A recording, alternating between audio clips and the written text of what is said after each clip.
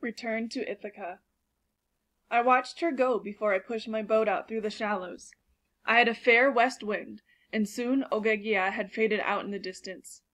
For 17 days and nights I kept a constant watch, and at dawn at the 18th day my beloved Ithaca came into view. Then, while I wept tears of joy, cruel fate caught up with me, as it had 9 years before.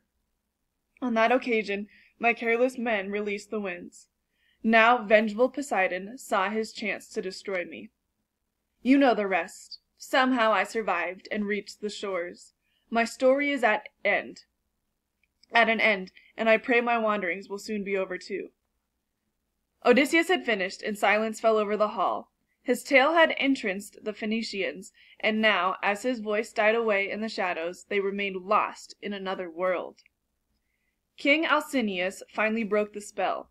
Noble Odysseus, your story has touched our hearts and will move all of those who hear it until the end of time. I pray that your trials and sorrows are ended, yet who knows what awaits you even now in Ithaca? That lies in the hands of the immortal gods. But this at least I can promise. Tomorrow your long journey will be over, and you will tread your native soil again. Here the king paused and gestured to his wine-bearer, who stepped forward and knelt before him on the marble floor. "Go down to the cellar," said Alcinous. "Bring up that ancient stone jar that stands behind all the others, covered in dust and cobwebs. It holds the last of the fragrant wine that my grandfather Poseidon gave to my father, Nausithous, when I was born. We will drink it now to wish Odysseus a safe voyage home." The wine-bearer fetched the jar and poured out the heady wine. The ceremonial cup was passed from hand to hand around the hall. Finally it reached Odysseus, who rose to his feet and took it in both hands. "Noble Erect and Alcinous, I wish you and everyone in your house a long life and an old age full of joy.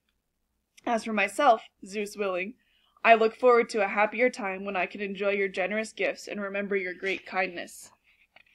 He raised up the cup to his lips and drained it in one sip.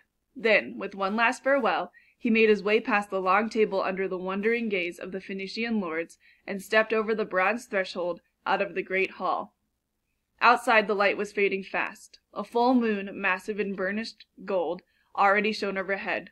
As Odysseus crossed the palace to the palace courtyard, a tall, slender figure emerged from the shadows and came to his side. It was the Princess Nausicaa. They walked in silence down through the assembly place to the harbor, where his ship was waiting. The chest full of gifts was already stowed in the hold, and the crew sat waiting at the oars. As they stood at the water's edge, the princess took Odysseus by the hand. "Dear friend from across the sea," she said softly, "I wish you well, although I fear one further trial remains, as testing as anyone as you've yet endured. I pray you'll overcome it, and that you may enjoy long life in peace and happiness with your lovely wife. I've only one thing to ask of you, that you'll always remember the young princess who found you when you were lost and wretched and helped you in your hour of need. Go now, and wish me well, dear friend." "I swear it," promised Odysseus, returning the gentle pressure of her hand, "by mighty Zeus and all the gods." Their hands parted, and Odysseus leaped on board. The sailors quickly released the mooring, and the ship pulled smoothly away from the shore. Odysseus stood on the half-deck and looked back in the harbor, where a single figure stood, motionless, watching them.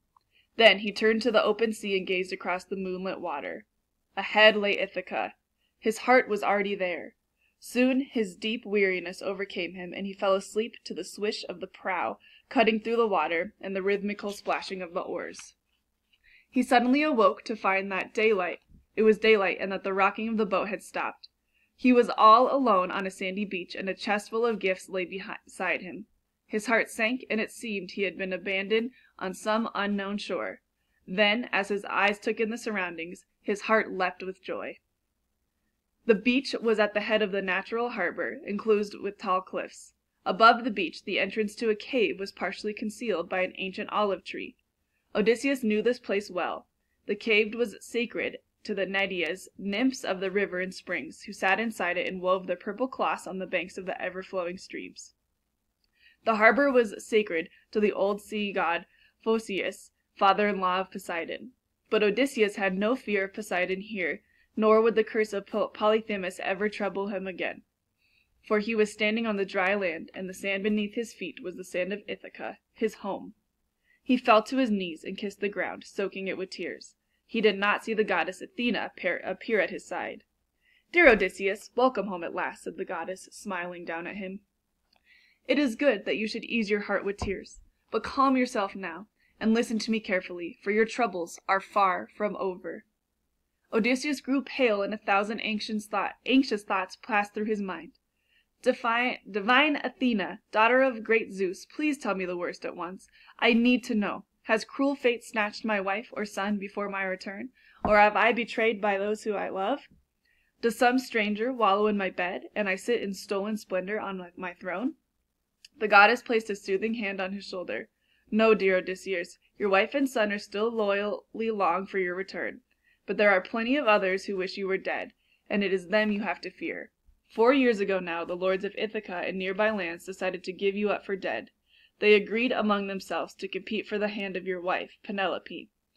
You know well enough that she is held to be the loveliest woman, next to Helen herself, in the whole of Greece. Of course, few could hope to win the prize, but many others have taken the opportunity to live in the idle luxury at your expense. There are plenty of pretty serving maids to amuse them, and they have eaten their way through your flocks and herds, and drunk their way through your cellars, without a single thought to the future. For the suitors in your palace, every day is like a feast. They are like a swarm of locusts. Unless Penelope chooses a new husband, they have threatened to stay where they are until your cellars are empty and your fields are bare. Worse still, the suitors have already decided to kill your son, Telemachus, and share the kingdom out among themselves. With my help," Athena continued, "you will make sure that evil day never comes. Dearest of men, remember how I once stood by you on the dusty plain of Troy. In the thickest of the bloody battle, I, Athena, protected you and gave you strength. For your wisdom and your cunning, for your courage and your beauty, you have long been my favorite among mortals. For almost 10 years now I have been forced to stand by helplessly while my uncle Poseidon has pursued you across the seas. But I always knew you would survive and come home at last. Now that you are here, I shall help you once again. But you must be patient, and you must be cunning.